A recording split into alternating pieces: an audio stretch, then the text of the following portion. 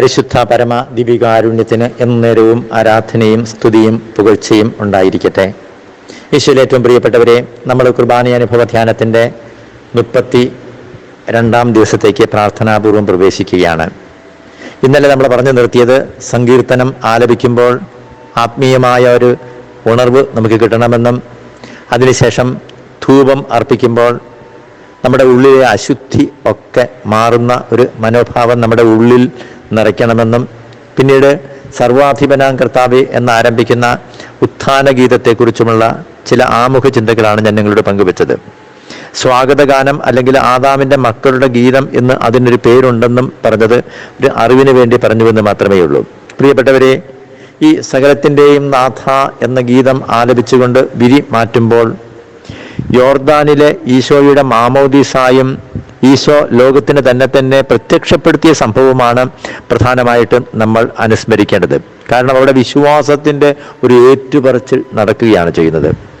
നമ്മൾ ഈശോയുടെ ജ്ഞാനസ്നാനം നമുക്ക് അധികം സമയം കിട്ടുകയില്ല, ഉള്ള സമയം കൊണ്ട് പെട്ടെന്ന് നമ്മുടെ മനസ്സിലേക്ക് ഒന്ന് കടന്നു വരണം. എന്താണ്? അവിടെ ഈശോ സ്നാപകന്റെ മുൻപിൽ ശിരസ് നമിച്ച് നിൽക്കുന്ന രംഗം നമുക്ക് ഓർക്കാൻ കഴിയണം. സ്വർഗം തുറക്കപ്പെടുകയാണ്. പരിശുദ്ധാത്മാവ് പ്രാവിന്റെ രൂപത്തിൽ ഇറങ്ങി വരുന്നു. ഇവൻ എൻ്റെ പ്രിയപുത്രൻ, ഇവനിൽ ഞാൻ പ്രസാദിച്ചിരിക്കുന്നു. പ്രിയപ്പെട്ടവരെ, നമ്മളും ആ സ്വർഗത്തിൻ്റെ സ്വരം ഒരു നിമിഷം നിങ്ങൾ കേൾക്കുവാൻ കഴിഞ്ഞാൽ ആ കുർബാനയിൽ ഒരു അഭിഷേകം വീഴും. ഒരുപക്ഷെ ഓരോ ദിവസത്തിൻ്റെയും തുടക്കത്തിൽ ഇവൻ എൻ്റെ പ്രിയപുത്രൻ, ഇവൾ എൻ്റെ പ്രിയപുത്രി എന്ന് കേൾക്കാൻ കഴിയുകയും കിടക്കുന്നതിന് തൊട്ടു മുൻപ് ഇവളിൽ ഞാൻ പ്രസാദിച്ചിരിക്കുന്നുവെന്ന് ഉള്ളിൽ കേൾക്കുവാൻ കഴിയുകയും ചെയ്യുന്നത് ജീവിതത്തിലെ വലിയൊരു സൗഭാഗ്യമാണ്. ഈശോയുടെ ജ്ഞാനസ്നാനം ഓർക്കുന്നതോടൊപ്പം തന്നെ നമ്മുടെ മാമോദീസ രംഗം കൂടി നമ്മൊന്ന് മനസ്സിൽ കാണണം. ഞാനോ നിങ്ങളോ ആരും തന്നെ നമ്മുടെ മാമോദീസ ഓർക്കുന്നില്ല. കാരണം നന്നേ ചെറുപ്പത്തിൽ ആണ് നമ്മൾ മാമോദീസ സ്വീകരിച്ചത്. പക്ഷെ ഇന്ന് ബോധപൂർവം അത് ഓർക്കുവാനും അന്ന് മാമോദീസായിൽ എടുത്ത പ്രതിജ്ഞകളൊക്കെ മനസ്സിലേക്കൊന്ന് കൊണ്ടുവരുവാനും, നീ പിശാചിനെയും പിശാചിൻ്റെ ആധിപത്യത്തെയും വെറുക്കുന്നുവോ, നീ ഈശോയെ രക്ഷകനായി സ്വീകരിക്കുന്നുവോ, പാപവും പാപമാർഗങ്ങളും ഉപേക്ഷിക്കുന്നുവോ എന്നൊക്കെ നമ്മൾ അന്ന് എടുത്ത പ്രതിജ്ഞകൾ പ്രിയപ്പെട്ടവരെ ഒരു നിമിഷം നമ്മുടെ മനസ്സിലൂടെ കടന്നു പോകണം.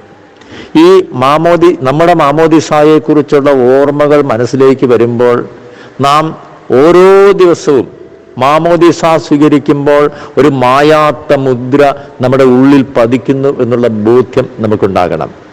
പ്രിയപ്പെട്ടവരെ, നമ്മൾ CCC ഒക്കെ വായിച്ചു കഴിയുമ്പോൾ, എൻ്റെ ഓർമ്മ ശരിയെങ്കിൽ 1272 ആ മാമോദീസ സ്വീകരിക്കുമ്പോൾ ത്രിയേക ദൈവം നമ്മുടെ ഉള്ളിൽ വസിക്കുകയാണ് ചെയ്യുന്നത്. പിന്നെ പാപം ചെയ്താലും, എത്ര ഗൗരവമേറിയ പാപം ചെയ്താലും ആ പരിശുദ്ധാത്മാവിൻ്റെ അനുഗ്രഹത്തിൻ്റെ കുറവ് ഉണ്ടാകുന്നുവെന്ന് മാത്രമേ ഉള്ളൂ. പരിശുദ്ധാത്മാവിൻ്റെ പ്രവർത്തനക്ഷമത ഒരുപക്ഷെ കുറഞ്ഞെന്ന് വരാം. പക്ഷേ മായാത്ത മുദ്രയിലൂടെ പരിശുദ്ധാത്മാവ് ത്രിയേക ദൈവം നമ്മുടെ ഉള്ളിൽ നിന്നും മായുകയില്ല. ഞാനിത് പറയുവാൻ കാരണം, ഇത് ഓരോ കുർബാനയിലും ബോധ്യമായിട്ട് നിറഞ്ഞു കഴിഞ്ഞാൽ നമ്മുടെ വിശ്വാസം പെട്ടെന്ന് ജ്വലിക്കും.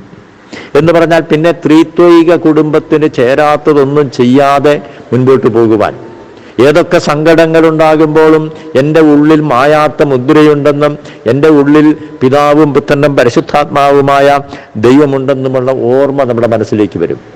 അന്ന് മാമോദീസായിൽ സ്വീകരിച്ച ആ വെള്ള വസ്ത്രത്തെക്കുറിച്ചുള്ള ഓർമ്മകൾ നമ്മുടെ മനസ്സിലേക്ക് കടന്നു വരുന്നത് കൂടുതൽ വിശുദ്ധിയിൽ ജീവിക്കാനുള്ള ഒരു പ്രേരണയായിട്ട് മാറും. അപ്പോൾ നിങ്ങൾ ഒരു നിമിഷം ഓർമ്മിക്കുക, ഈ വിരിമാറ്റി, മദബഹായുടെ വിരിമാറ്റി സർവാധിപനാം കർത്താവേ അല്ലെങ്കിൽ സകലത്തിൻ്റെയും നാഥ ആ പ്രാർത്ഥന ആലപിക്കുകയോ ചൊല്ലുകയോ ചെയ്യുമ്പോൾ ഈശോയുടെ ജ്ഞാനസ്നാനം ഓർക്കുവാനും ഒപ്പം നമ്മുടെ മാമോദീസായെക്കുറിച്ച് ഒരു നിമിഷം ഓർമ്മിക്കുവാനും നമുക്ക് കഴിയണം. ചില പള്ളികളിലെങ്കിലും അത് 3 വട്ടം ആവർത്തിക്കാറുണ്ട്. സത്യത്തിൽ ആഘോഷമായ കുർബാനയ്ക്ക് നല്ലതാണ് താനും. ഞാൻ പലപ്പോഴും ഓർമ്മിക്കാറുണ്ട്, ആ ആവർത്തിക്കുമ്പോൾ വൈദികൻ ആ സർവാധിപനാം കർത്താവേ എന്ന പ്രാർത്ഥന രണ്ടാമത് ചൊല്ലുമ്പോൾ ആദ്യം ഒരു കാനോന ചൊല്ലുന്നുണ്ട്. എത്ര മനോഹരമാണെന്നറിയാമോ? സാധാരണ ദിവസങ്ങളിൽ എങ്ങനെയാണ്? കർത്താവേ, ഞാൻ കൈകൾ കഴുകി നിർമ്മലമാക്കുകയും അങ്ങയുടെ ബലിപീഠത്തിന് പ്രദക്ഷിണം വയ്ക്കുകയും ചെയ്തു. ഞായറാഴ്ചകളിലാണെങ്കിൽ കർത്താവേ, അങ്ങയ്ക്ക് നന്ദി പറയുന്നത് എത്ര ഉത്തമമാകുന്നു, അത്യുന്നത അങ്ങയുടെ നാമം പ്രകീർത്തിക്കുന്നത്. അതിനുശേഷം വീണ്ടും ഗായക സംഘം ഒന്നിച്ച് ആലപിക്കുമ്പോൾ പിതാവിനും പുത്രനും പരിശുദ്ധാത്മാവിനും സ്തുതി ആദ്യം മുതൽ എന്നേക്കും ആമേൻ. അപ്പോൾ ത്രിയേക ദൈവത്തെ സ്മരിക്കുകയാണ് ചെയ്യുന്നത്. ഇത് സമയം ലാഭിക്കുവാൻ വേണ്ടി ഞാൻ അംഗമായിരിക്കുന്ന രൂപതയുൾപ്പെടെ അനേകം രൂപതകൾ ഒരു പ്രാവശ്യം മാത്രമേ ചെല്ലുന്നുള്ളൂ.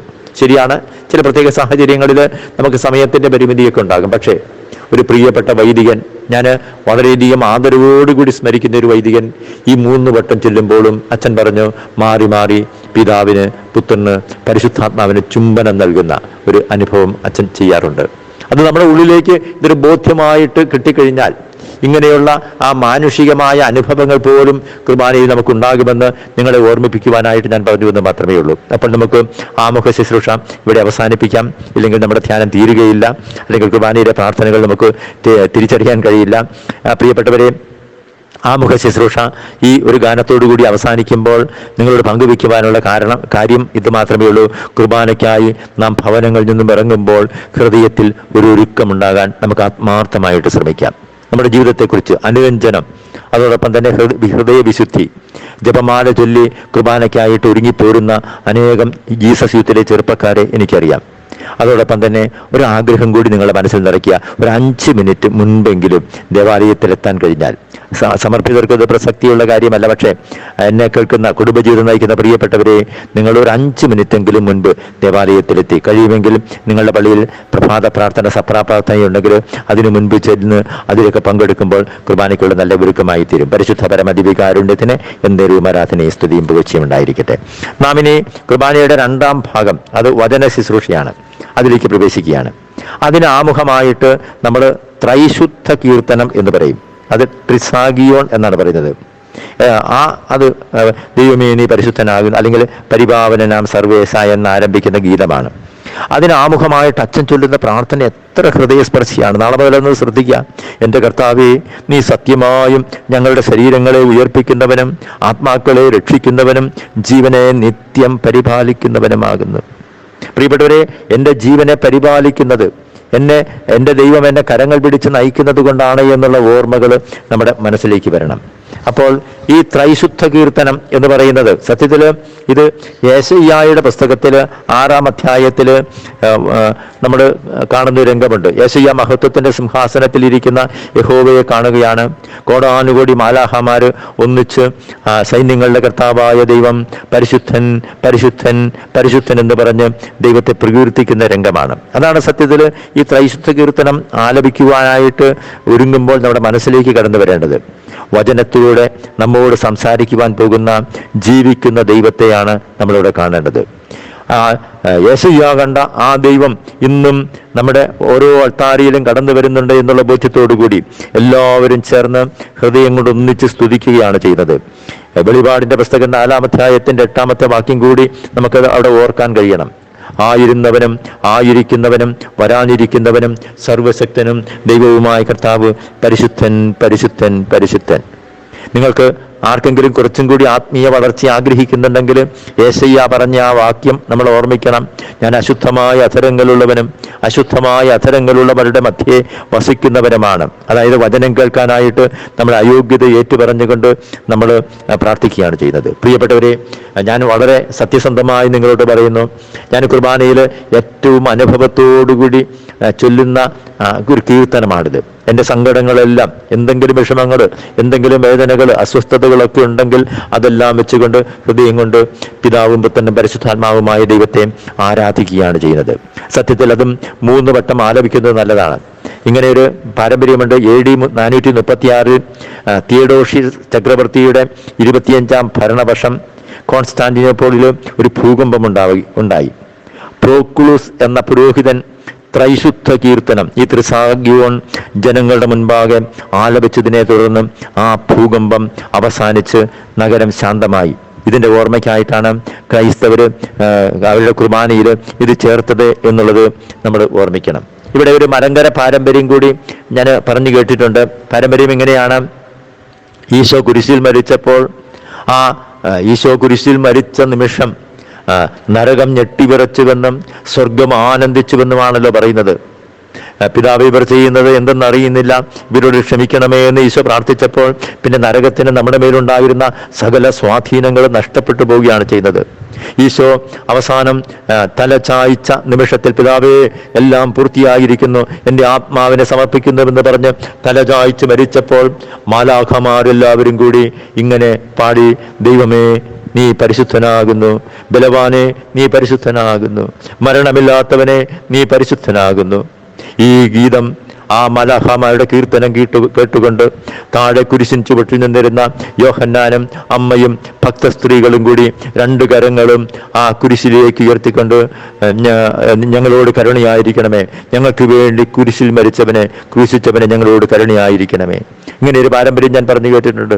ദൈവമേ നീ പരിശുദ്ധനാകുന്നു, ബലവാൻ നീ പരിശുദ്ധനാകുന്നു, മരണമില്ലാത്തവൻ നീ പരിശുദ്ധനാകുന്നു എന്ന് മാലാഖമാർ ആലപിച്ചപ്പോൾ ഞങ്ങൾക്ക് വേണ്ടി ക്രൂശിക്കപ്പെട്ടവനെ ഞങ്ങളോട് കരുണയായിരിക്കണമേ.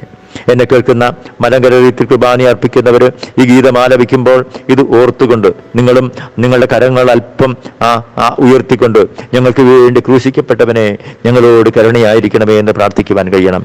സീറോ മലബാർ സഭയിലെ കുർബാനയിൽ പങ്കെടുക്കുന്നവരും ഇത് ആലപിക്കുമ്പോൾ ഉള്ളിൽ തട്ടി, പരിപാവനനാം സർവേശ, പരിപാവനനാം ബലവാനെ, പരിപാവനനാം അമർത്യനെ, ഞങ്ങളുടെ മേൽ കരുണയായിരിക്കണം. എല്ലാ സങ്കടങ്ങളും മാഞ്ഞ് അവിടെ കൃപ നിറയും. അത് വചനം കേൾക്കാനുള്ള ഏറ്റവും നല്ല ഒരുക്കമായി മാറും. കർത്താവേ, ഈ വചനം കേട്ടുകൊണ്ടിരിക്കുന്ന എല്ലാ മക്കളെയും അവിടുന്ന് അനുഗ്രഹിച്ച് ആശീർവദിക്കണമേ.